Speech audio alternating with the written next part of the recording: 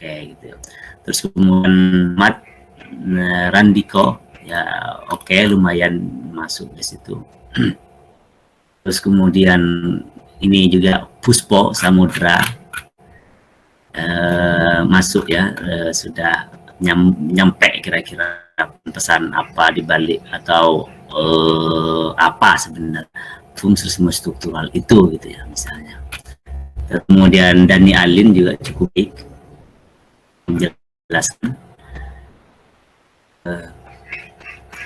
cukup banyak yang secara umum saya merasa teman-teman mendapatkan poin-poin. Tetapi satu hal yang perlu digarisbawahi, ini yang penting sekali ya. Antara kalian cukup banyak juga memberikan contoh misalnya kayak organisasi, kayak keluarga misalnya, keluarga, dan dalam keluarga itu setiap orang menjalankan fungsinya misalnya. Menjalankan fungsinya itu aspeknya berbeda, itu tidak masuk secara spesifik. Jadi fungsionalisme struktural ini tidak mengandaikan, gampangnya begitu ya, tidak mengizinkan setiap orang menjalankan fungsinya. Itu nggak ada. Nggak ada. Oke, nanti kita masuk kelas nanti akan saya jelaskan. Orang, personal, itu tidak ada dalam fungsi struktural. Jadi teman-teman yang kemudian mencontohkan, kalau nggak salah ada sepak bola juga, ada keluarga, di mana bapak menjalankan fungsinya, itu sudah masuk kepada sosiologi mikro. Itu lebih kepada behaviorisme. Itu ada dalam sosiologi tentang tindakan sosial. Tapi bukan fungsionalisme struktural. Itu yang perlu digarisbawahi. Nah, di situ banyak teman-teman tergelincir cara memahaminya. Bahwa misalnya setiap struktur menjalankan fungsinya, saya setuju. Setiap struktur loh ya, bukan setiap orang. Nah, di antara kalian ini masih ada yang missing di situ. Jadi misalnya mencontohkan, kemudian di dalamnya nyebutin anak, nyebutin bapak, nyebutin ibu, misalnya, itu kurang tepat dan bisa dibilang memang tidak tepat. Seandainya misalnya digeser, menyebutkan fungsi keluarga, kaitannya dengan keluarga lain, itu bisa. Di sini keluarga Minangkabau, misalnya di Yogyakarta. Bagaimana dia mengatur ritme sistem sosial di keluarga Minangkabau itu, di rumah Minangkabau itu, misalnya. Kaitannya berelasi dengan baik itu di depannya atau di samping mananya, itu keluarga Batak misalnya. Nah, bagaimana kedua ini berelasi menjalankan fungsinya di bawah struktur yang lebih luas, yaitu misalnya desa atau kelurahan misalnya. Itu bisa masuk. Meskipun tetap bisa dilihat mikro, tapi tetap punya fungsi dan strukturnya di dalamnya. Tetapi sekali lagi ini yang missing, kalau kemudian masuk dalam gaya bicara dalam bapak punya fungsi, anak punya tugas apa macam, itu bukan. Cukup yang cukup riskan di sini yang perlu digarisbawahi kalian. Jadi saya kasih penegasan lagi. Fungsionalisme itu ngomongin tentang fungsi dalam konteks bukan individu, apalagi ditambahin struktural ya. Jadi fungsionalisme struktural itu tidak membicarakan tentang individu, personal, tidak. Tetapi sebuah sistem. Tetapi sebuah struktur. Misalnya kalau melihat keluarga, berarti struktur keluarganya. Keluarga itu ada bapak, bagaimana menjalankan fungsinya, tidak. Tapi struktur keluarga ini berkaitan dengan struktur yang lain. Keluarga Minangkabau ini berhubungan dengan kelompok tertentu. Nah, itu. Nah, teman-teman kurang hati-hati di situ ya, nggak apa-apa misalnya, karena saya memang menangkap saya ingin merekam sejauh apa kira-kira teman-teman memahami gitu ya, memahami proses pemahaman tentang fungsionalisme struktural. Nah, itu yang saya cari, artinya kalian saya menemukan celah-celah kayak gitu, justru harus bersyukur gitu ya. Alin cukup bagus sekali untuk menjelaskan gitu ya. Misalnya sampai di desa masyarakat adalah kesatuan yang terdiri dari bagian-bagian yang saling terkait menjalankan fungsinya masing-masing. masuk juga sistem profesi, petani, guru misalnya. Tetapi petani, guru itu kan bukan personal, itu adalah kolektif. Di sini nih cukup hati-hati dan cukup baik. Kemudian ada kata kunci yang dia munculkan, juga Jody sepertinya. Saya akan menjaga kestabilan sistem di desa saya. Itu bagus itu, kestabilan sistem. Jadi fungsional struktural itu yang mengandaikan, menginginkan bagaimana sistem sosial, nah, sistem sosial yang saya maksud itu dimanapun ya, desa, di kampung siapapun, itu berjalan secara stabil. Jadi fungsi-fungsi struktur yang ada di dalamnya itu diharapkan untuk stabil. Adanya organisasi, adanya apapun, organisasi desa, organisasi pemuda, misalnya ada mencontohkan itu tadi, tetapi bukan organisasi masjid, contohnya misalnya ya remaja masjid, kemudian yang disebutkan fungsi pekerjaannya tukang sapunya, enggak, bukan itu. Organisasi masyarakatnya, fungsi organisasi masjidnya, remaja masjidnya, organisasi strukturnya.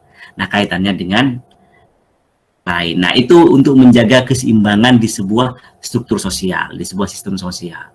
Nah, tadi yang mencontohkan COVID dengan segala kebijakannya, saya kira itu juga bentuk dari bagaimana struktur itu bisa tahan, bisa stabil. Jadi intinya fungsional struktural itu menginginkan struktur itu survive, stabil. Teman-teman nanti baca lebih lanjut, tentu saja kalian mungkin sudah baca. Ada skema agil misalnya. Ada yang sudah tahu atau sudah belajar agil dari Tucker Person.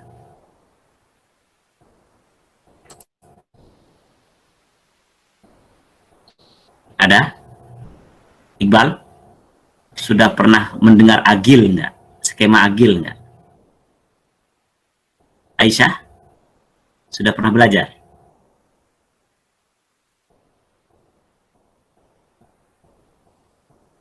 Aisyah? Belum, Pak. Belum ya. Berarti belum memang, belum belajar ya. Tetapi Tucker Person di sosiologi klasik sudah pernah disebut? Belum, Pak. Belum juga ya. Oke. Sip, itu saya lebih hati-hati lagi. Alin ngerti fungsional struktural dari mana, Alin?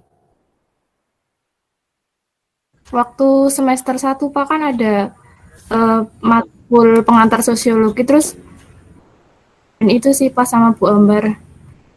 Akil juga udah ada di semester 1 sebenarnya. Oke. Terima kasih Alin ya. Berarti yang lain lagi lupa tadi. Ya saya curiga sudah kenal ya, tapi ya nggak apa-apa, kita nggak salah untuk terus mengulang dan membaca ulang ya, karena bagaimanapun juga itu bagian dari proses belajar kita ya, karena teori ini termasuk yang agak ribet memang, bukan ribet sih, agak cukup butuh effort ya teman-teman ya kalau kita ngomongin teori. Nah, itu komentar saya untuk diskusi ataupun topik yang saya lempar dan kemudian sudah kalian jawab. Teman-teman ke depan, ketika saya minta misalnya contoh begini, kalian udah fokus aja ya, fokus ke kasih contoh, kemudian tafsir menurut kemampuanmu gitu ya. Jangan kocar-kacir ngambil rujukan kemana-mana. Di sini ada beberapa kalian yang plagiat di sini, dan sebagian saya japri ke kalian, karena saya memang sengaja untuk semester kayak kalian ini belum saya munculkan.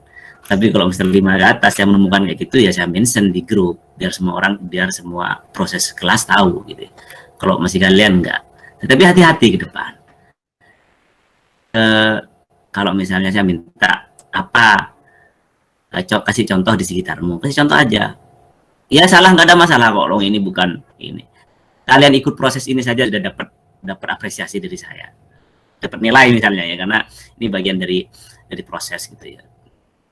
Sudah dapat apresiasi. Persoalan yang paling bagus siapa? Nah itu beda. Itu kalian jangan terlalu terobsesi ke situ, tapi optimalisasi ke sana. Artinya kalian yang bisa menjawab dengan cukup baik, tentu saja saya akan menghargai itu gitu ya. Tetapi bagi teman-teman yang masih agak agak pelan jalannya, nggak ada masalah, sebutkan aja gini, karena ke depan kemungkinan cara begini akan sering saya lakukan, karena saya ingin meresapi kalian bagaimana ya sudah belajar pengantar sosiologi, belajar teori klasik, siapa tahu ingat, dan kemudian akan kita lanjutkan dalam sosiologi modern kayak gini. Jadi saya butuh untuk itu.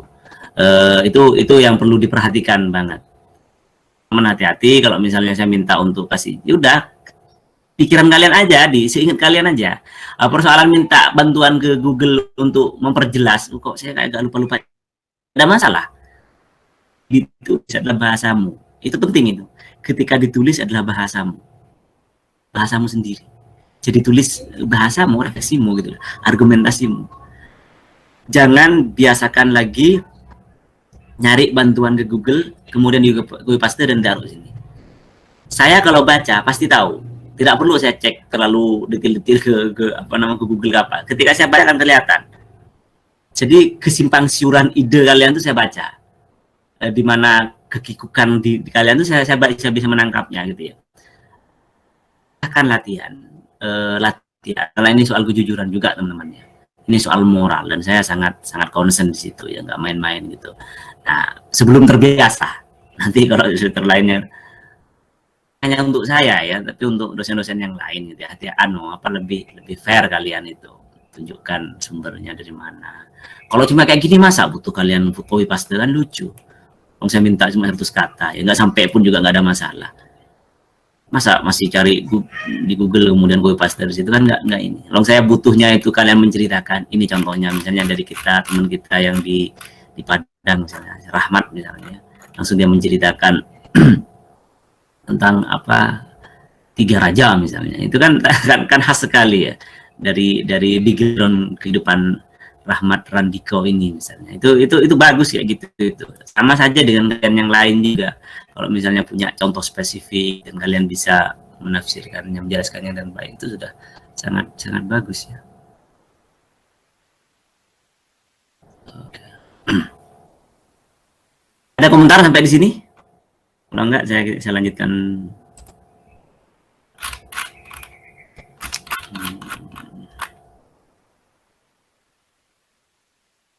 Assalamualaikum Pak. Waalaikumsalam.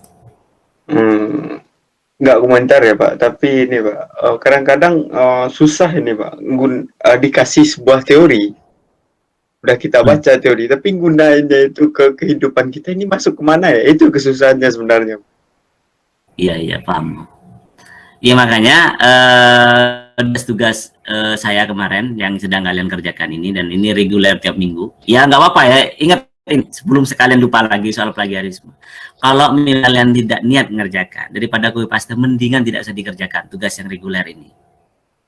Effort, tenaga, buang waktu untuk membaca, dan kalian ya biar jelas nggak ngerjakan gitu loh. Jadi jangan kamuflase, karena tetap tidak baik itu.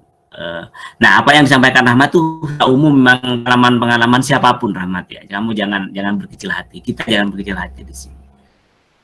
Orang paham teori secara definitif. Ini misalnya. Tapi ketika dicoba diterawang ke daerah kita, ke konteks keseharian kita ngeblur. Apa ya misalnya? Makanya saya mencoba untuk selalu mendekatkan teori ini kepada kehidupan sehari-hari kita. Yang kayak tadi. Saya langsung tembak, contohnya apa yang kalian pahami? Kasih contoh misalnya. Kemudian dijelaskan dari contoh itu satu hal yang memang sudah saya lakukan sejak semester kemarin ya, mencoba untuk teman-teman lebih masuk lagi kepada tadi teori, jadi biar teorinya nggak jauh gitu. Jadi sekali lagi Rahmat, kamu jangan berkecil hati. Nanti sambil lalu, jadi begini, kalau misalnya mau lebih ini, saya belum baca satupun ya tugas kalian yang ini ya, namanya yang tugas sosiolog itu, membaca sosiolog itu, mengaji sosiolog itu, nanti akan saya komentarin pasti saja, akan saya baca satu-satu. Jadi begini, cara paling mudah adalah, dan saya mendapat banyak manfaatnya ya, bukan saya ya, maksudnya saya merasa kalian semester tingkat kalian tuh mendapatkan manfaat sebaik-baiknya dengan cara misalnya baca satu teori kan sendiri, dan kalian tarik kepada konteks keseharian kalian untuk mengaktualisasikan, untuk mengimplementasikan, untuk menyesuaikan lah gampangnya. Teori ini apa di kehidupan saya? Kan kayak gitu. Makanya di tugas-tugas yang saya kasih ini reguler ini silakan teman-teman manfaatkan. Ketika membaca satu teori apapun, silakan langsung resapi dulu dan masukkan. Ketika punya contoh, tunjukkan contoh itu. Saya belum baca ya, makanya saya nggak bisa ini untuk ngecek punya kalian. Karena setelah ini saya baru baca. Itu. Jadi cara paling baik adalah jangan berhenti hanya memahami teorinya saja. Jangan. Tetapi untuk pembelajar pemula begini, harus kemudian berlelah-lelah mencari dalam kehidupan seharian kalian. Misalnya, dalam fungsionalisme struktural, kenapa kok dibilang melihat masyarakat itu dari fungsi strukturnya, kemudian untuk menjaga kata kuncinya ya kestabilan misalnya, biar sistem sosial ini survive misalnya. Itu kata kunci yang kalau mau menjelaskan fungsionalisme struktural itu harus masuk. Jadi Alin cukup baik untuk memberikan penjelasan itu. Gitu. Jadi sistem sosial kita itu harus stabil. Jadi kalau misalnya sistem sosial kita harus stabil, apa yang diinginkan? Tentu saja antar struktur di dalamnya. Ingat ya, bukan individu loh. Dalam konteks ini loh ya, dalam konteks fungsionalisme struktural, bukan individu sekali lagi. Saling menjaga relasi fungsinya. Misalnya tadi. Kalau kemudian di sini ada organisasi pemuda, di Karang Tarunanya misalnya ada remaja masjidnya, ada pasar misalnya, ada yang ngasih contoh pasar. Kalau pas dianggap sebagai sebuah struktur dan kemudian pasar menjalankan fungsinya sebagai struktur pasar dan bagaimana kaitannya dengan struktur yang lain di daerah itu untuk menjaga keseimbangan biar masyarakat itu bisa makan, bisa beli, belanja segala macam, itu betul gitu ya. Nah, itu yang harus dicari teman-teman. Ketika misalnya ada satu teori belajar apapun, termasuk ketika di kelas ataupun ketika bukan di kelas, atau dengan teori-teori lain ilmu sosial yang lebih luas, sorry ya, bukan hanya di sosiologi misalnya. Itu caranya. Resapi dulu, cari. Kalau misalnya belum mampu, silakan cari bantuan ke YouTube ataupun di Google, nggak apa-apa. Cari bantuan. Contoh misalnya teori ini nggak apa-apa kalian, karena sekarang media banyak sekali, media banyak yang bisa kalian cari gitu ya. Itu Ahmad. Ada yang lain? Ini waktu kita mestinya memang agak lebih ya dari jam 8.30 40 ya, karena kita tiga semester 3 SKS. Kayak nggak apa-apa lah, kita bisa lewat cara lain meskipun WA atau mana nanti. Oke, teman-teman sekalian, saya ingin melanjutkan. Akan saya banyak skip ya. Nanti akan saya kirim ini PDF ini, PPT ini ke kalian. Saya bikin ini berdasarkan pertama kepada Josh Ritzer. Saya sama Bu Ambar. Saya sama ngajar Bu Ambar sebelumnya sama Pak Sodik ya, sama Pak Dekan. Bu Ambar megang kelas B sepertinya, saya kelas A untuk semester ini. Saya merencanakan sama Bu Ambar untuk mengembangkan RPS ini. Jadi fungsionalisme struktural, taruhlah teman-teman semuanya tahu gitu ya, dianggap tahu gitu misalnya. Tapi ya kita nggak bisa seceroboh itu juga ya. Struktural itu kita cari terbarunya, aspek-aspek terbarunya.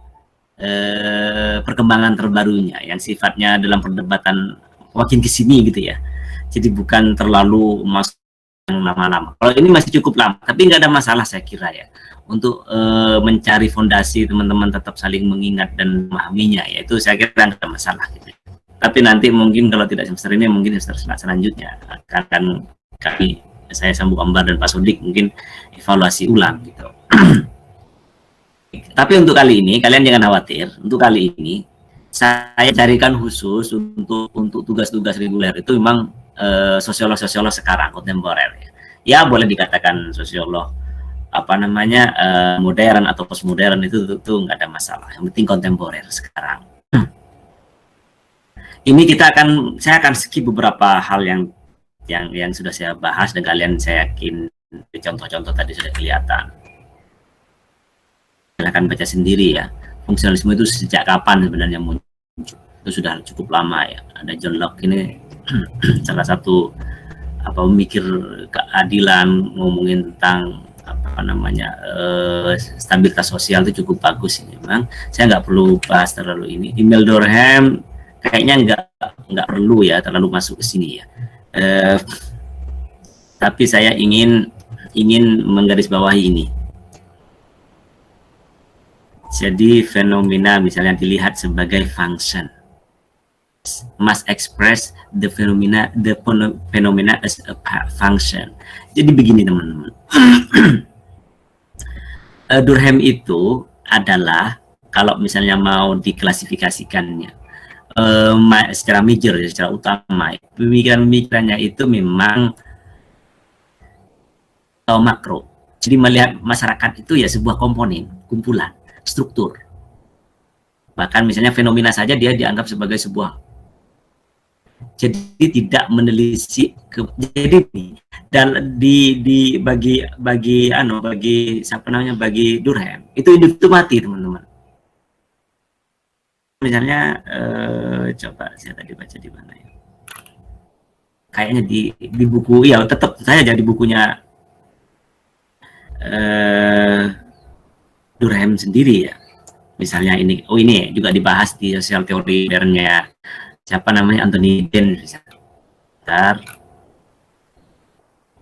Nanti saya tak coba ini, saya simpan dulu, nanti tak coba share lagi.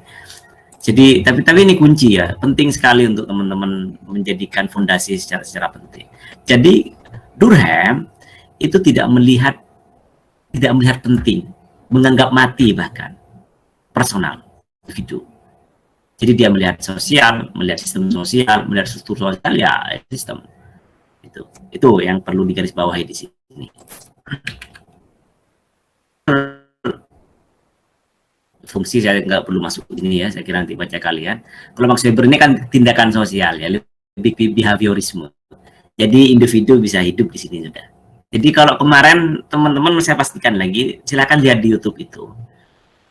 Positivisme, fungsionalisme, behaviorisme, dan kemudian teori konflik lah misalnya. Itu kan itu landasan utama dalam ilmu sosiologi, dalam ilmu sosial.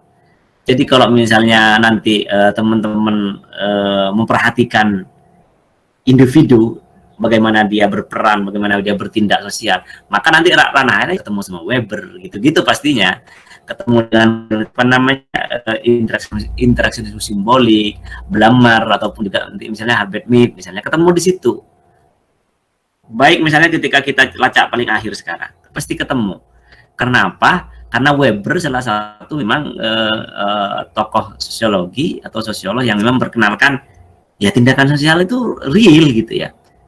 Seorang bertindak itu real gitu ya. Itu bisa menciptakan social order kata Weber. Si Iqbal misalnya. Iqbal melakukan misalnya contoh ya. Iqbal kalau dalam sehari-hari misalnya ketika mau makan misalnya kan datang ke warung ya, kalau nggak masak sendiri datang ke warung, ada punya cara sapaan, kemudian cara sikap apa segala macam, dan itu Iqbal terbentuk, itu tindakan Iqbal. Tapi tindakan Iqbal ini adalah pemaknaan terhadap tindakan-tindakan yang lain. Mungkin tetangganya Iqbal seperti itu, nggak mungkin kan Iqbal kemudian datang ke situ kemudian menunjukkan sesuatu yang secara konteks sosialnya berbeda, menjadi anomali misalnya. Beli makan di warung tradisional kemudian pakai bahasa-bahasa yang Tangsel misalnya, Tangerang Jakarta Selatan misalnya, Jaksel, kan nggak mungkin. Nah itu yang dimaksud Weber bahwa tindakan sosial personal ini terkait dengan tindakan yang lain, kemudian ini menjadi social order. Social order itu ya tatanan sosial bersama. Nah itu makanya individu di sini tidak mati. Kalau di Durkheim, di fungsionalisme, apalagi di August Comte, lebih awal lagi ya nggak ada individu itu. Gitu loh. Makanya individu itu dipaksa. Nah itu nanti akan sampai ke sana teman-teman. Jadi dalam struktur sosial, individu itu dipaksa. Individu itu harus tunduk kepada struktur sosial. Saya kasih contoh ini. mohon diperhatikan. Kenapa society, ini konteksnya fungsionalisme ya, fungsionalisme struktural. Kenapa society, masyarakat itu memaksa individu?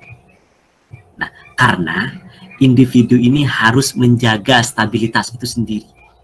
Misalnya gini, kalau kalian mau tinggal di daerah keraton misalnya di Jogja, dan bikin rumah di sana, misalnya ini jangan dianggap contoh-contoh yang rasis ya, enggak ya, teman-teman perlu ini secara general aja bisa dilihat, yang orangnya frontal, langsung gitu ya, apa segala macam, tetapi dia harus berada di society, di masyarakat keraton, maka dia akan dipaksa oleh society ini, oleh struktur ini untuk mengubah secepat-cepatnya. Mulai dari tata bahasanya juga tidak boleh frontal. Kalau bisa ya bahasa yang kromo-kromo, inggil apa istilahnya itu misalnya. Itu jadi secara tidak sadar mereka dipaksa. Ingat, secara tidak sadar ya. Sadar dipaksa sih enggak ada, tapi secara tidak paksa, secara tidak sadar masyarakat itu memang memaksa. Masyarakat secara atau dalam fungsionalisme struktural, dalam perspektif fungsionalisme itu memaksa individunya. Individu itu mati. Jadi strukturnya yang dilihat. Contoh yang lain juga bisa kalian masukkan, gitu ya. Misalnya ke daerah mana, kemudian akan masuk berhadapan dengan society tertentu. Jadi sifatnya memaksa, karena perspektifnya adalah fungsionalisme struktural. Kalau perspektifnya nanti behaviorisme berbeda. Clear dulu, perspektifnya di situ. Jadi individu itu mati, itu individu dipaksa. Tuh. Dulu sama ya, masih ini ya, dua macam fungsi ini tentu saja pembangunan dari target person ini, karena muridnya ya, si Merton ini. Manifest function, terus kemudian ada laten. Kalau manifest function ini apa ya, bentuk yang memang sudah sebuah fungsi dari struktur sosial yang memang sudah terbentuk, terorganisir gitu ya. Terus kemudian yang laten ini lebih tidak terpikirkan, tidak unintended function ya. Jadi sesuatu yang bisa saja keluar secara tidak di luar kontrol sosial itu sendiri. Misalnya kalau dalam keseharian di sebuah desa ada kerja bakti misalnya ya, itu kan sebenarnya kan manifest fungsinya itu. Jadi orang datang kemudian melakukannya gitu ya, itu manifestnya. Tapi kemudian ternyata ada beberapa kelompok misalnya mencoba untuk melawannya.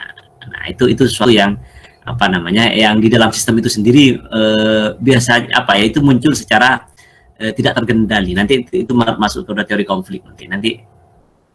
Nah, ini yang menarik nanti. Ini yang ingin saya tambahkan nanti. Apa yang mengganggu struktur itu adalah konflik. Yang paling penting menurut saya ini. Karena gampang kalau fungsionalisme struktural ini gampang sebenarnya teman-teman ya. Jadi melihat sistem itu biar stabil. Melihat sistem itu biar terorganisir. Melihat sistem itu biar ajib gitu ya, berjalan secara normal. Itu fungsionalisme struktural. Jadi fungsionalisme itu menginginkan itu. Masyarakat itu menginginkan ya masyarakat yang stabil. Soeharto itu cukup baik menggunakan fungsionalisme struktural untuk Soeharto itu. Jadi semua alat kan dipakai untuk menjaga keseimbangan, termasuk militer. Meskipun nanti ketika ngomongin dalamnya, nah ini pertanyaan kemudian adalah, apakah dalam fungsionalisme struktural itu tidak ada? Nah ini beda nanti perdebatannya. Tentu saja kekerasan adalah bagian dari tekanan, karena memang juga kan dibikin stabil gitu ya. Itu kan pasti dengan banyak cara. Kalau caranya humanis tentu saja mungkin sedikit kekerasannya. Tapi cara-caranya cara Soeharto ya. Kalau ada yang merusak sistem itu, misalnya dulu pernah ada yang kenal Petrus di sini, penembak misterius. Kayak beberapa aspek-aspek sejarah kita itu menarik. Petrus misalnya mengganggu sistem bekerja. Jadi kelompok Petrus ini di kelompok bengar istilahnya ya, kalau bahasa Jawa itu pengganggu itu loh, preman, kayak gampangnya preman itu dibunuh, bahkan ya siapa ya. Jadi karena dilihat ini mengganggu struktur sistem sosial masyarakat tertentu, misalnya di Jawa, di daerah mana, misalnya kalau di Jogja, taruhlah di daerah Gowo sana misalnya. Dulu di sebelahnya UIN itu, dengar ya ini ya, dari cerita, sebelah timurnya UIN itu kan ada sungai itu banyak orang para preman ditembak dan dibuang ke sana. Itu ngeri kan, hanya untuk menjaga kestabilan melakukan begitu. Nah, itu jadi perdebatannya beda. Ini saya kira sama ya, cuma the different part of social life depend on each other to function contribute to social life. Ya, sama ini bagaimana fungsi masyarakat society itu bertahan dan mereproduksi misalnya kebutuhan apa dalam sistem itu.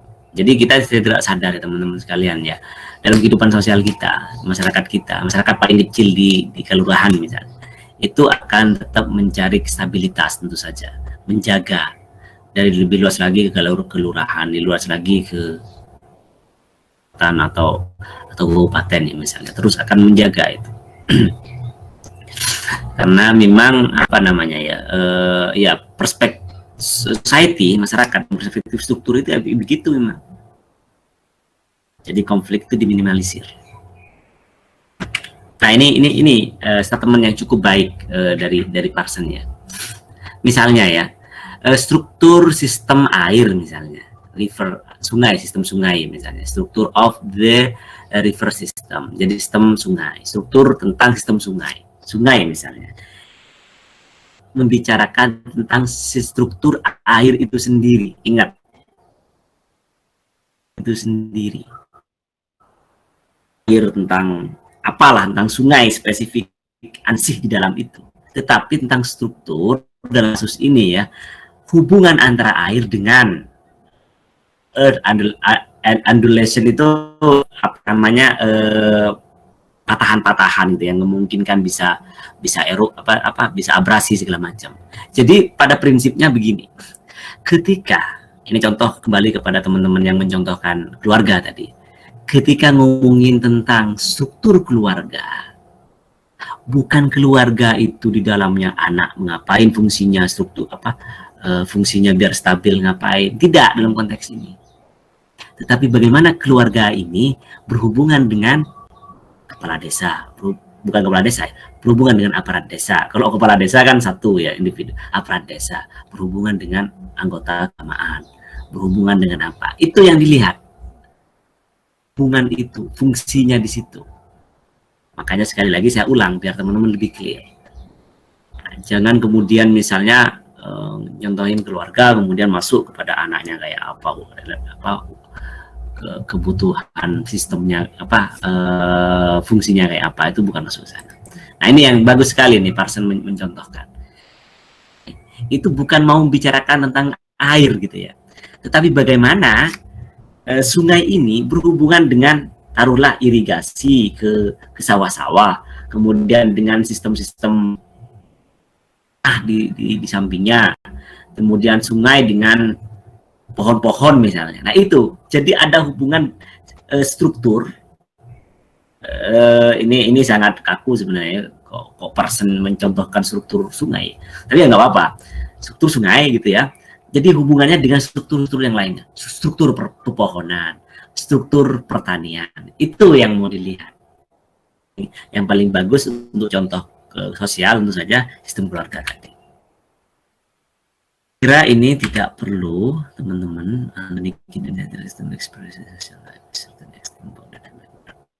Oke, ini bisa bercabang ya, dua cara ya. Satu sisi mengkritik Emil Durkheim, tapi juga memakainya. Di sisi lain dia juga sangat banyak mengadopsi ngomongin tentang agensi. Jadi individu itu dihidupkan dalam ini. Jadi Anthony Giddens itu salah satu teori bagusnya teman-teman tentang agensi, tentang agen. Itu ada nanti bisa dibahas di sini di mata kuliah kita, tapi sekaligus juga kalian kalau nggak salah ada di tugas itu, di tugas reguler, silahkan dibaca itu. Jadi kalau fungsionalisme struktural, fungsionalisme ataupun fungsionalisme struktural itu mematikan, kan, menafikan individu, agensi, kemudian sama Anthony Giddens dihidupkan, enggak bisa. Agensi ini justru yang membentuk social order, setara, sealur ya, mengembangkan dari Weber tentu saja. Ya kalau kemudian mau mencari mencari definisinya ya ini kan baca sendiri aja. Enggak terlalu ini lah. Saya nggak terlalu. Jadi gini, saya selalu pasti mengingatkan teman-teman ketika berhadapan dengan konsep teori, ingat dengan kata kuncinya. Ingat itu. Jadi harus muncul ketika dijelaskan. Beberapa kalian berhasil memunculkan kata kunci itu. Berhasil. Ada sebagian kalian juga pakai equilibrium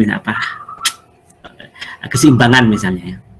Tapi kemudian orang ini tidak jelas terlalu ini karena copy paste dari mana-mana ya. Oke, saya kira ini juga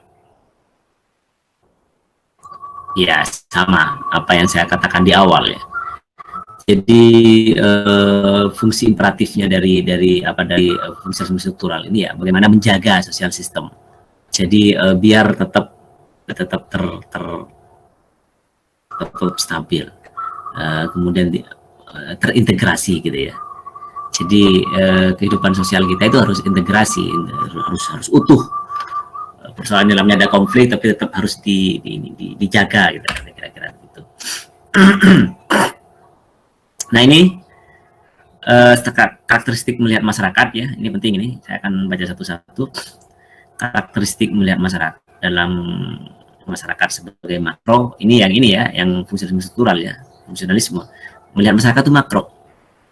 Masyarakat itu besar, sesuatu yang besar. Makro itu besar, bukan mikro. Secara statis seperti institusi dan normatif ya melihatnya juga secara statis. Diem masyarakat ini. Kadang tidak diinginkan di sini masyarakat yang begini ini. Terus kemudian dalam keadaan keseimbangan, integrate ya, order itu sama seimbang. Jadi bagaimana melihat masyarakat itu kira-kira ini ya. Setiap struktur mempunyai fungsinya ya, struktur sosial ya ini sini, struktur sosial mempunyai fungsinya. Tentu saja fungsi ini kemudian yang berrelasi dengan fungsi-fungsi yang lain, dengan struktur-struktur yang lain. Kehidupan diatur dan dibentuk, penting ini. Maka fungsionalisme struktural dan perspektif fungsionalisme. Jadi fungsionalisme itu Durkheim, fungsionalisme struktural itu pengembangnya itu Tucker Person. Makanya kata kunci ini saya selalu ulang berkali-kali biar teman-teman lebih ngeh diri pada awalnya. Fungsionalisme struktural itu pengembangan sendiri juga teorinya gitu ya. Jadi tapi ada kesamaan ini nggak jauh. Kehidupan diatur dan dibentuk oleh struktur sosial. Iya, kehidupan sosial order kita yang dibentuk oleh struktur. Gitu ya. Jadi yang membentuknya itu relasi strukturnya. Kalau dalam konteks ini, dalam konteks fungsionalisme struktural. Kalau nanti ke teori tindakan sosial, yang membentuk itu agensi. Yang membentuk struktur itu agensi. Agensi itu terbentuk dari individu-individu, dari orang-orang. Bisa saja sendirian atau kelompok-kelompok kecil. Itu yang diperkenalkan oleh nanti Anthony Giddens. Gitu. Berapa nanti Pierre Bourdieu ngomong itu, meskipun tidak terlalu detail. Nah ini paradigma agil ini, saya kira nggak terlalu ini, karena relatif mudah untuk dipahami. Jadi agil ini apa sebenarnya? Tucker Person itu ingin memberikan komposisi, skema agar masyarakat itu ajik, stabil. Maka kemudian ditawarkan namanya agil, ini agil itu adaptation, growth, integration, latency. Nah kira-kira ini. Jadi bagaimana biar sebuah sistem sosial itu tetap melakukan adaptasi hal yang baru. Tujuannya apa dari masyarakat ini? Itu butuh, nah, gitu-gitulah. suatu latensi itu suatu sistem yang memang sudah melekat, yang terjaga itu harus terus dijaga, kayak moral, sistem norma apa segala macam. Itu yang diinginkan bukan yang diinginkan, yang ditawarkan oleh target person agar masyarakat bisa stabil. Maka komposisinya adalah melewati cara ini. Ini sudah teori lama gitu ya, tapi nggak apa-apa dipakai juga kalian. Saya kira cukup nanti.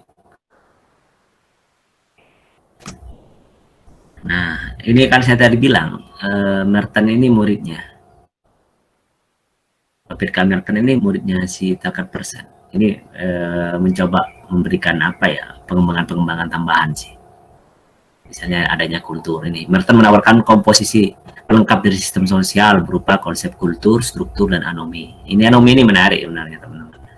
Sebagai kultur sebagai nilai normatif yang terorganisir menentukan perilaku bersama anggota masyarakat. Struktur sosial adalah seperangkat hubungan sosial yang terorganisir dengan berbagai cara melibatkan anggota masyarakat, dan anomi terjadi jika keterputusan hubungan antara norma kultural dan struktural. Ya.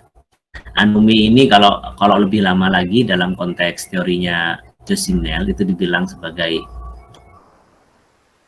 orang asing. Jadi menarik ini,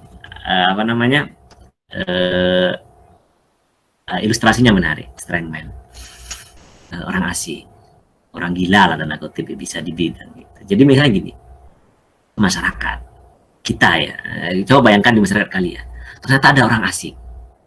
Orang asing ini punya dua kemungkinan. Dia dipaksa untuk mengikuti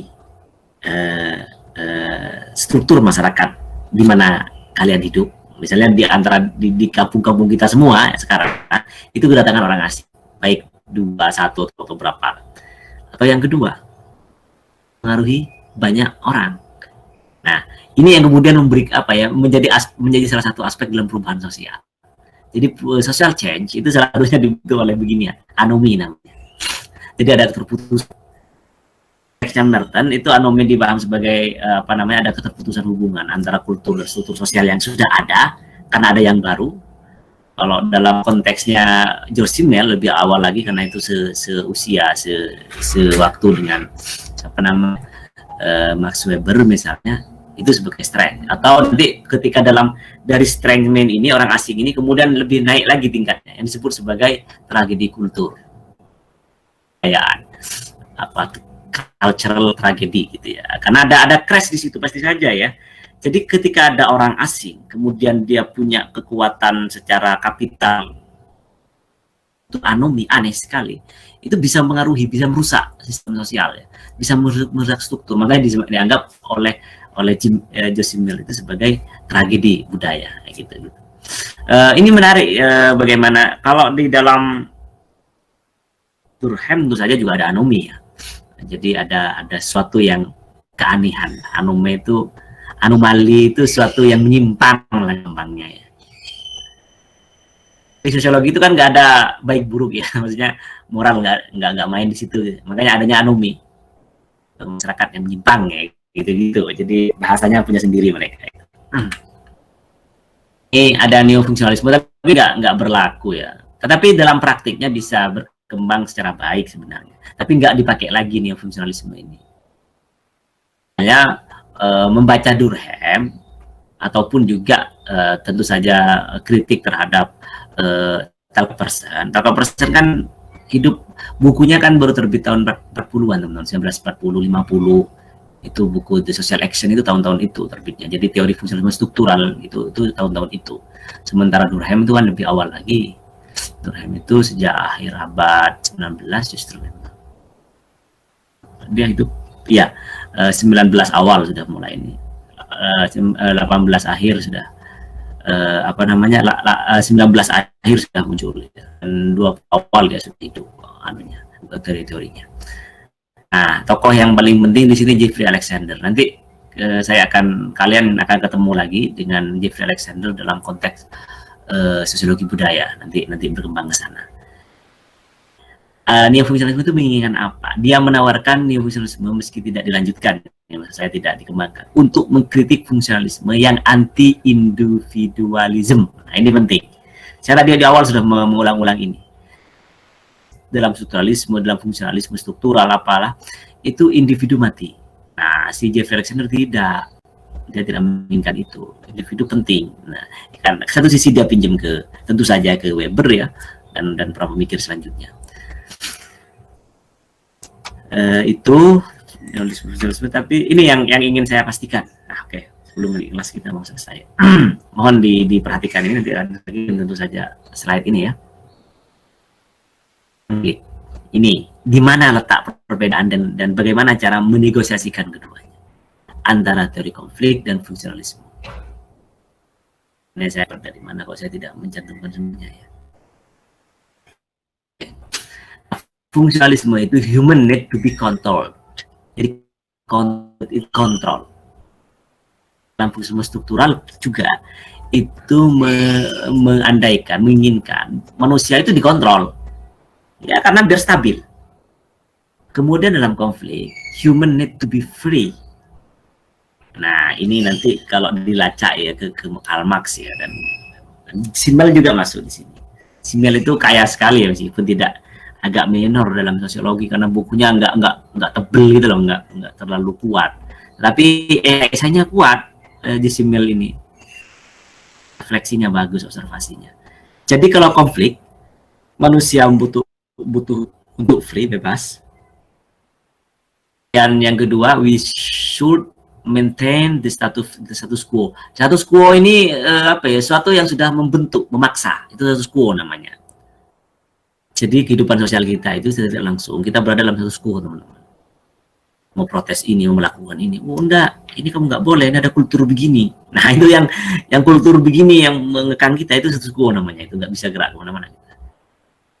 Change is good dalam konflik. Ya perubahan itu penting dalam konflik. Nah, ini yang kemudian menarik dalam fungsionalisme struktural kaitannya dengan konflik. Sejauh apa konflik masuk, sejauh apa konflik mengintrodusir kepada masyarakat yang fungsionalis ini gitu.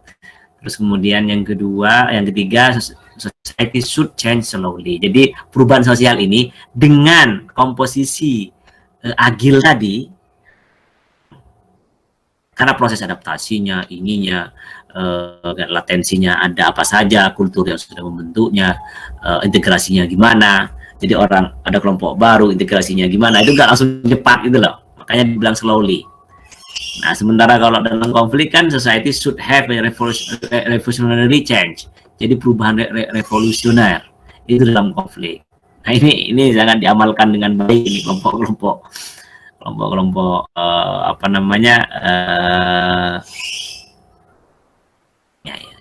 revolusioner, karena ini semangat dari Karl Marx tentu saja. Tapi begini teman-teman, untuk mengubah struktur masyarakat secara cepat, secara cepat, paling cepat mengubah struktur masyarakat. Tetapi memang efeknya tidak pendek, panjang sekali. Luka, trauma panjang sekali, tapi sangat cepat. Kali kan orang-orang yang memanfaatkan konflik untuk mengubah kehidupan sosial, terutama negara, itu memang bahaya sekali negara ini kalau memakai kekerasan konflik kemudian untuk mengubah, mengganggu, mengacaukan misalnya. Perubahan sosialnya memang kerasa, struktur sosialnya berubah secara drastis memang dengan konflik itu, dengan kekerasan ya. Kita kenal misalnya konflik di Ambon misalnya.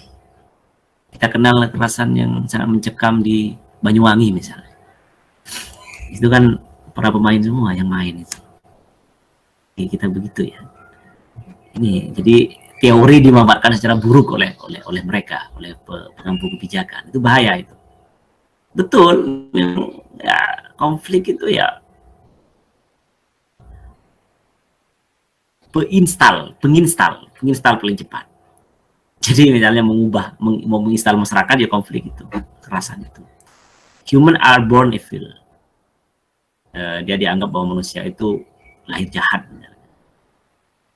Human are born good kalau dalam konflik. Jadi kenapa dianggap jahat? Makanya harus dibatasi, dikerangkeng gitu lah. Nah, dianggap punya potensi kejahatan, potensi busa. Sementara dalam konflik enggak ada yang lahir jahat, tapi semuanya baik. Makanya lebih free. Masyarakat yang bebas itu ya masyarakat yang seimbang sebenarnya dalam konteks konflik jalan. perubahan sosialnya juga jalan. Itu sih. Not have free will misalnya dalam sosialisme. Jadi manusia tidak punya kebebasan. Tapi kebebasan di sini bukan kebebasan kayak kita ya. Kita memang ada kebebasan ya. Tapi maksud di sini tuh apa? Kebebasan tapi terstruktur. Kebebasan tapi dibatasi gitu ya. Kebebasan tapi ada batas-batasnya. Sementara dalam konflik kebebasan yang betul-betul free will, personal itu bisa menunjukkan. Nah, satu sisi Indonesia mengalami ini, tapi dua-duanya bisa berjalan Indonesia ini ya. Satu sisi orang bebas menginginkan kebebasan dalam konteks konflik, di sisi lain juga bebas tapi kemudian dipenjara. Itu Indonesia akan menjalankan dua-duanya.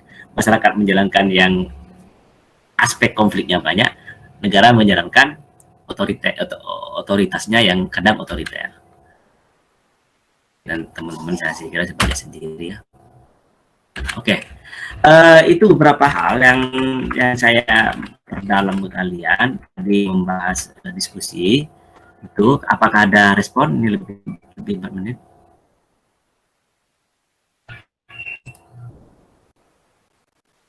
Ini di grup ya.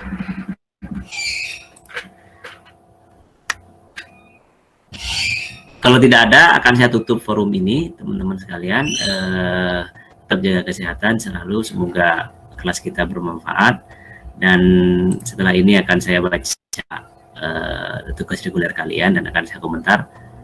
Saya nggak tahu apakah, belum sepertinya. Saya minta tolong nama kalian japri ke saya, karena kalau nanti saya komentar itu kan dia komentar di dalam apa namanya ini. Karena kalau di blog kan nggak bisa komentar ya, biar saya komentarin di kalian di personal. Jadi silakan nama sama nimnya lah kirim ke saya, nanti misalnya saya langsung bisa nyari kan, karena repotnya itu seandainya nama kalian muncul semua secara begini, secara nama pas di identitas kalian, tentu nggak butuh begituan. Saya tinggal cari, misalnya di sini ada Tirawulan misalnya, itu biasanya muncul di grup, tapi kan nggak semuanya saya simpanin nomornya, tapi rata-rata di PA saya simpan misalnya. Kalau kayak gitu kan kesusahan saya, jadi mohon dikirim ke saya nama kalian sama nimnya, biar saya baca, akan saya kasih catatan. Oke, terima kasih, di situ aja teman-teman sekalian. Mohon maaf jika ada ketidakdoran. Anthony Dance dari Gramsci, Anthony Gramsci itu siapa? Neo Marxist, berarti kepada Karl Marx. Itu bisa dilakukannya jejak akar teoritiknya ya. Tapi teman-teman sambil lalu pelan-pelan, tidak apa-apa. Misalnya jangan terlalu diforsir untuk tahu itu sekarang, tidak. Tetapi misalnya ada yang dua di antara kalian yang ingin punya determinasi itu kayak menekan diri ya. Kekuatan batas melampaui batas itu. Jadi ada keinginan untuk mendeterminasi diri kalian untuk mencarinya, itu bagus. Tapi kalau yang standar nggak apa-apa ya, setidaknya bisa baca, tahu apa teorinya. Nah, tokoh ini silahkan dipersiapkan untuk dipilih sebebas-bebasnya. Nanti pertemuan kita sekitar 14 kali atau 13 kali. Jadi kalian akan menulis 13 tokoh di sini. Itu pertama yang harus diperhatikan. Jadi dari Carmenham sampai Michel Barrault ini akan selalu menjadi tugas reguler kita setiap minggu. 100 kata minimal. 400 kata itu kalau diparagrafkan sekitar 3 paragraf. Tapi memang idealnya 3 paragraf ya. Pertama paragraf itu 100 kata atau 100 kata, 150 gitu-gitulah. Nah, itu nggak terlalu banyak-banyak. Tapi kalau misalnya teman-teman mau melanjutkan menulis dengan sangat baik, misalnya kalau di angkatan kalian ada namanya Iqbal, itu luar biasa. Nah, Iqbal, terus kemudian perkembangan berikutnya ada Natasha, itu bagus-bagus itu, karena mau belajar betulan. Terus ada yang awalnya sama sekali tidak baik tulisannya, masih amburadul, kacir secara kalimat apa segala macam. Ada Anissa Hidayati misalnya, sampai hafal saya nama-namanya, karena memang ada Afif Hidayatullah misalnya, karena memang mereka itu kelihatan dia ada persistensi, ada determinasi, dia akan terus berkembang, jadi kelihatan pembacaan-bacaannya. Nah, itu yang pertama, silahkan dipilih ini. daftar sosiolog modern ini, misalnya nggak harus urut, nggak apa-apa. Bagus tentu saja karena ini periodik, tidak urut juga ada masalah. Jadi teman-teman silahkan. Kemudian yang kedua, pastikan teman-teman punya blog. Blognya ini platformnya bebas. Saya ingin memastikan itu. Saya tahu apakah kalian sudah bikin blog atau tidak. Bisa misalnya kan saya tadi minta selain diunggah di blog kemudian dikirim via Classroom ya. Nanti kita lihat sebenarnya cukup di blog ya nggak apa-apa. Tapi kita lihat untuk pertama, untuk tugas pertama. Oke, di blog aja, nanti akan saya lihat. Yang penting linknya kita kasih tahu di apa ya, di mana nanti ya. Linknya kasih tahu di grup nggak apa-apa, atau di Google Classroom apa ya. Nanti kita gampang lah, di grup nggak apa-apa lah. Kalau linknya nama kalian, linknya name apa, kemudian link. Karena banyak kalian itu seringkali memang, tapi nggak ada masalah ya. Menulis nama blog itu kan dengan misalnya apa, atau bahkan ada yang bombastis, atau bahkan ada yang kayak malu-malu gitu loh, jadi menyembunyikan identitas atau apa. Nggak apa-apa, itu pilihan kalian. Tetapi yang paling pasti itu kontennya yang saya harapkan. Nah itu, oke. Itu yang kedua, silakan bikin blog. Kalau di Twitter dia punya Medium, kalau Kompas dia punya Kompasiana, kalau Tempo Indonesiana kalau tidak salah. Terus kemudian kalau Blogspot, dan misalnya kayak GeoTimes punya rubrik sendiri, terus kemudian Kumparan juga punya untuk publik, namanya apa ya, itu saya nggak terlalu detail tahunya, tetapi banyak. Yang standar tentu saja Blogspot, WordPress, itu yang standar itu. Yang lumayan juga ini ada Medium, banyak sekali platform itu. Silahkan teman-teman pilih salah satu di antara itu. Yang belum sama sekali belajar ngeblog silahkan. Karena ya setidaknya punya halaman personal ya, kalian bisa curhat dan segala macam itu bisa di situ. Nah isinya curhat saya nggak bakal baca curhatan kalian. Ya. Long blog saya aja sejak saya kuliah kayak kalian ya, saya tuh punya transformasi blog yang banyak ya. Dulu itu saya ingat blog pertama saya dari sebuah sudut blogspot.com. Jadi perjalanan saya itu saya tulis karena saya melihat saya tuh berada di sudut. Jadi memantau gitu loh. Saya mencitrakan diri saya kayak gitu dulu. Saya adalah seorang yang berada di pojok terus, mantau semua orang gitu. Jadi saya punya blog itu. Tapi kemudian perjalanan saya ubah karena ya kepentingan biar nggak terlalu bersembunyi, udah saya munculkan nama saya. Makanya blog saya sekarang itu blogspot.com. Itu silakan dicek itu ada semuanya ada curhatan, tapi ada beberapa tulisan yang cukup berbahaya di dalam saya tutup, saya sembunyikan. Ya karena ya bagaimanapun juga ini proses hidup teman-teman. Ya, saya akan dulu pernah kayak kalian tuh pernah berontak di kelas gitu ya. Kemudian saya tulis untuk media massa dulu sekali ketika saya kayak seperti kalian semester 5 kalau nggak salah. Jadi di media massa kemudian dimuat di media Indonesia, kemudian menjadi perkara di kampus. Jadi itu saya tutup itu memang karena saya nggak ingin mewariskan, tapi spiritnya terus saja ya kalian bisa lihat saya gitu loh, simpelnya begitu. Bentuk-bentuknya itu nggak perlu di ini, karena tapi ada untuk saya kan dulu angkatan 2015 tri itu sempat baca karena saya lupa belum bisa fresh itu, kayaknya saya masukkan ke dalam draft, jadi saya nggak munculkan lagi. Nah oke, yang ketiga soal teknis.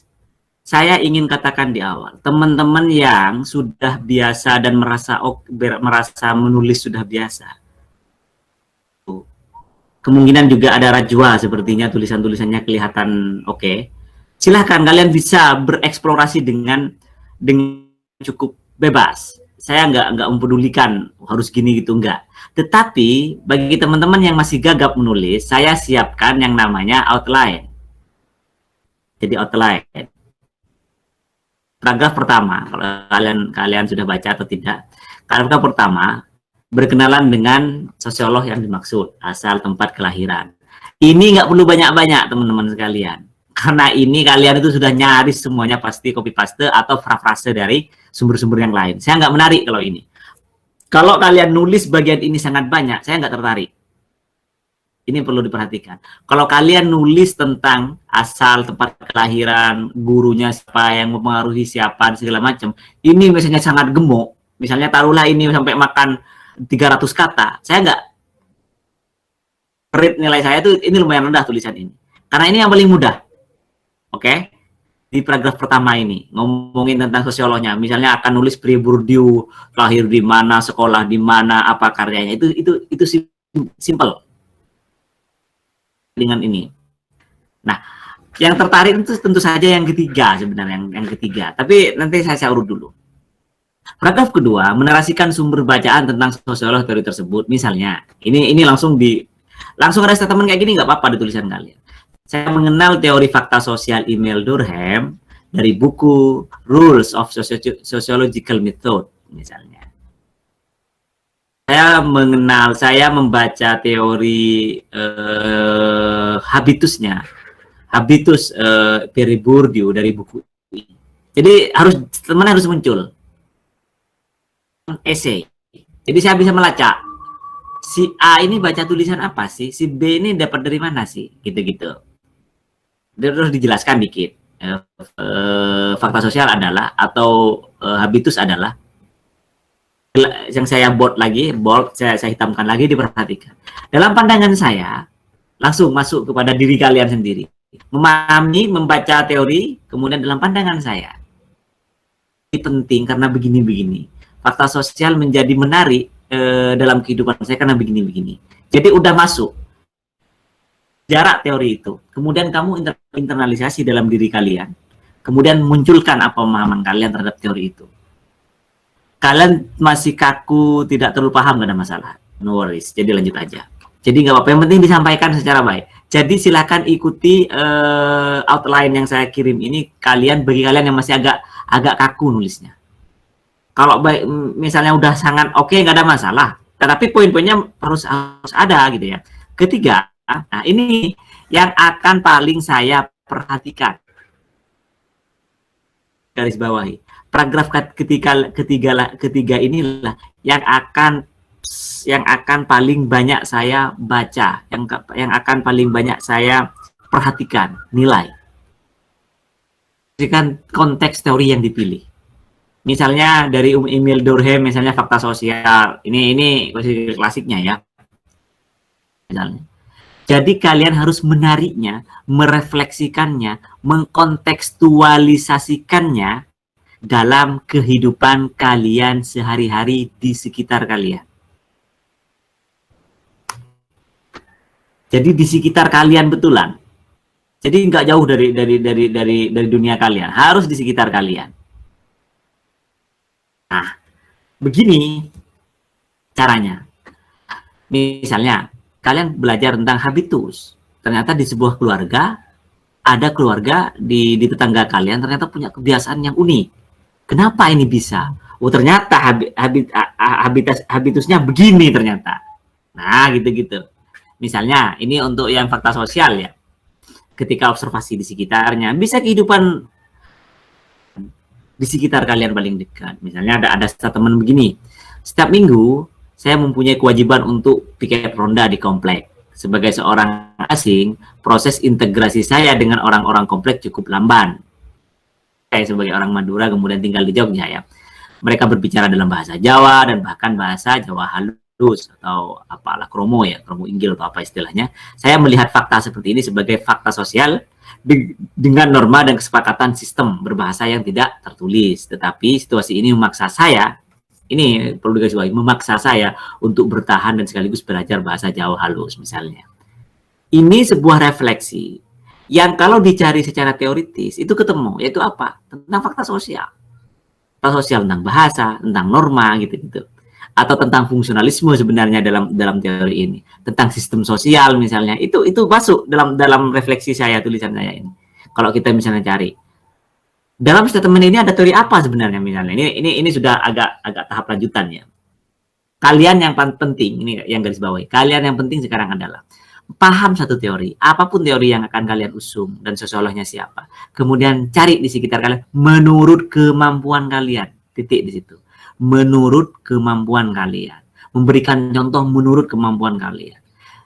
Tunjukkan ke apa ya istilahnya asli diri, genuine. Tunjukkan genuine, asli dirimu sendiri. Jangan kemudian pingin terlalu keren, kemudian nyontek sana sini. Enggak. Itu akan mencelakakan diri kalian sendiri. Itu akan memperlamban kalian sendiri. Karena apa? Karena biasa saja saya keteledor, ini anak keren. Padahal di sisi lain dia sedang mencuri dari mana-mana. Jadi saya nggak terlalu berarti bagi dia. Karena tulisannya udah sangat keren misalnya. Tetapi bagi orang yang memang menulis dengan kemampuan dirinya sendiri, itu akan bisa. Dengan catatan akan ingin berkembang terus. Oh begini. Oh kamu kurang ini, kamu kurang itu. Oh kamu perhatikan soal ini. Tentu saja akan saya lakukan seperti itu. Oke teman-teman, itu yang ingin saya sampaikan pada kesempatan kali ini. Nah silahkan, karena ini waktu agak bergeser sepertinya, karena kalian punya kuliah yang lain. Silahkan kalau ada pertanyaan yang masih belum paham, ditanyakan sekarang, mari. Assalamualaikum Pak. Waalaikumsalam rahmat. Terkait tulisan tadi Pak, berarti secara misalnya kita rujukannya cuma satu jurnal dan satu buku kayak apa, Karl Hem ini kan bukunya Ideologi Utopia Pak. Iya betul, Ideologi Utopia. Kita kalau di Indonesia kan yang sekarang yang diterjemah oleh Arif Budiman yang saya temui Pak. Ya, kalau betul. Itu aja jadi rujukan dan beberapa jurnal nggak apa-apa berarti. Oh nggak apa-apa, kamu menyebutkan buku saya bahagia sekali pagi ini. Bagus itu. Nggak apa-apa, justru kamu menemukan itu namanya sumber asli itu ya. Nanti makanya saya bilang untuk merujuk sumber asli, sumber lemah, sumber paling lemah, sumber sangat lemah, sumber paling tidak jelas itu nanti akan saya jelaskan 2-3 kali setelah pertemuan ini. Kalau sekarang saya bebaskan aja, tetapi menunjukkan ada hasil bacaan itu aja kalau sekarang. Jadi grade-nya sangat bawah sekali kalau sekarang Rahmat dan teman-teman sekalian. Tapi kalau ada orang seperti Rahmat di antara kalian, saya senang sekali. Tentu saja. Begitu Rahmat. Ada yang lain? Satu lagi Pak. Silakan. Berarti nggak semua yang 16 itu yang kita, cuma 13 berarti Pak kita pilih. Oh iya tetap. Itu 16 kan kalian biar pilih sesukanya. Misalnya siapa tahu misalnya kalau saya kasih ketat 13 atau 14 saja, kemudian ternyata kalian pingin yang lain, ya makanya saya sediakan sebanyak itu gitu. Jadi kalian yang memilihnya. Terserah siapa saja. Nanti ketika direkap yang kerja setiap minggu ya paling kemungkinan 13 ya atau 12 nanti kita lihat. Kuliah kita kan rata-rata 14 ya, tapi kemarin kita isi yang lain gitu ya, perkenalan atau apa. Kemungkinan hanya 13. Silakan.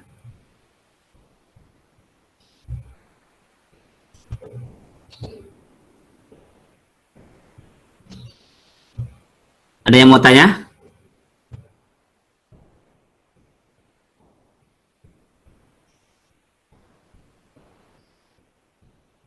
Oke, sepertinya tidak ada dan kalian akan menuju kelas yang berbeda. Silahkan teman-teman perhatikan 3 poin saya tadi. Pertama, tentu saja ya soal blog, kalian punya blog misalnya ya, itu harus dibikin tentu saja. Terus kemudian yang kedua, yang pertama tentang prasosiolog, silahkan dipilih secara bebas ya yang pertama. Terus kemudian yang kedua, silahkan bikin blog. Dan jangan salah untuk minimal 400 kata. Silahkan bikin blog, unggah identitas, name, dan tentu saja judul ya. Kalau di blog kan ada judulnya. Judulnya ya jangan hanya taruhlah misalnya ya judulnya kalian bisa bebas lah. Masa misalnya Karl Bingham kemudian nulisnya cuma Karl Bingham, teori Karl Bingham, ya kalian harus lebih agak sedikit tanda kutip ya liar lah nulis judul itu yang kayak apa terserah. Jadi jangan terlalu kaku intinya, bikin secantik mungkin, seindah mungkin, setampan mungkin misalnya. Terus kemudian yang ketiga, ya ini outline-nya. Oke, mohon diperhatikan tadi saya sudah menyampaikan ini. Yang misalnya Rahmat sudah oke, mulai biasa nulis di blog, bebas aja. Tapi poinnya harus sampai. Pertama, siapa tokoh itu? Kedua, apa yang dia temukan? Tetapi pilih ya. Misalnya satu teoritisi di sini ada Pierre Bourdieu misalnya. Banyak teorinya di situ. Pilih satu loh ya. Misalnya Pierre Bourdieu ngomongin tentang objektivasi misalnya, sudah ngomongin itu aja, ngomongin tentang field misalnya ya, silakan dalemin itu aja, jangan terlalu banyak kemudian mau enggak, saya butuh satu aja, satu teori, dan kemudian direfleksikan dalam kehidupan kalian sehari-hari. Itu teman-teman sekalian. Ya, tetap jaga kesehatan, semoga ini betul-betul kita bisa offline, luring ya, kita bisa jumpa, dan yang paling penting bagi saya adalah kalian terus berproses, berkembang, itu saja. Terima kasih. Assalamualaikum warahmatullahi wabarakatuh. Waalaikumsalam. Waalaikumsalam. Pak.